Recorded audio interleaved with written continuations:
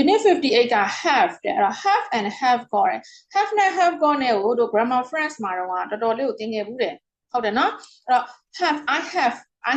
I have got တူတူပဲနော်ဗာလဲငါမှရှိတယ်ငါမှဘာရှိလဲကိုမှတခုခုရှိတဲ့ဟာကိုပြောချင်တာ I have a new car နဲ့ I've got a new car နဲ့တူတူပဲနော်ဟုတ်လားအဲ့တော့ I မို့လို့တော့ have သုံးထားတယ် have got အဲ့တော့ Sue ဆိုတော့ Sue has long hair Sue has got long hair တူတူပဲနော်အဲ့တော့ဒီအဲ့မှာဘယ်ဟာကွာသွားလဲတို့question လောက်တာရဲ့ negative လောက်တာရဲ့ကွာသွားတယ်နော်ဒီမှာ main verb နဲ့သုံးထားတာ has ကို main verb နဲ့သုံးထားတဲ့ခါကျတော့သူ့ကို question လုပ်ချင်တော့ Sue ဆိုလို့ရှိရင်ကတော့ does လို့သုံးမှာပေါ့နော်ဟုတ်လား does Sue have long hair လို့သုံးမယ်ဒီမှာတော့ they ဆိုလို့သုံးတယ်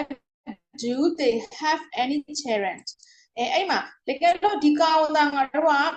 မေးခွန်းလုပ်ချင်ဘယ်လိုသုံးမလို့ has တွေကိုရှေ့ထုတ်မှာပါဟုတ်လား have you got long hair ဒီမှာ they ဆို have they got any child ဒီလိုသုံးတာနော်ရမယ်နော်ဒါလေးက main verb နဲ့သုံးထားတာ has got or have got ဆိုရင် has they have တို့ subject ရှေ့ကိုတာဒါတွေကတို့ရှေ့မှာ grammar friends မှာတွေအများကြီးသင်ခဲ့ပြီသားတကယ်လို့ negative sentence လုပ်ချင်တယ်ဆိုရင်ဘာလို့ Tom က subject က singular မို့လို့ doesn't ပြီးလို့ရှိရင်နောက်က base verb သုံးတယ် Tom doesn't have a job တကယ်လို့ကျွန်တော်တို့ကသူ့ကို has ဆိုလို့ရှိရင် has got ဆိုလို့ရှိရင်တော့ hasn't got လို့ရေးလိုက်ရုံပဲဟုတ်ပြီနော်နားလည်လားမသိဘူးတောင်းလေးအဲ့ဒါကအရင်ကြီးမထက်ခဲတော့ဟုတ်လားအဲ့တော့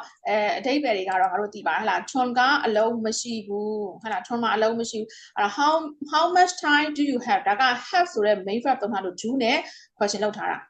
ဟုတ်ပြီနော်အဲ့ခင်ဗျားမှာအချိန်ဘယ်လောက်ရှိတယ်လဲအဲ့တော့ဒီကောင်ကကြောင့် have got နဲ့ဆို have got ဆို you ရဲ့ subject ရှိကို have ကိုပြောတာ how much time have you got တူတူပဲအဓိပ္ပာယ်တွေ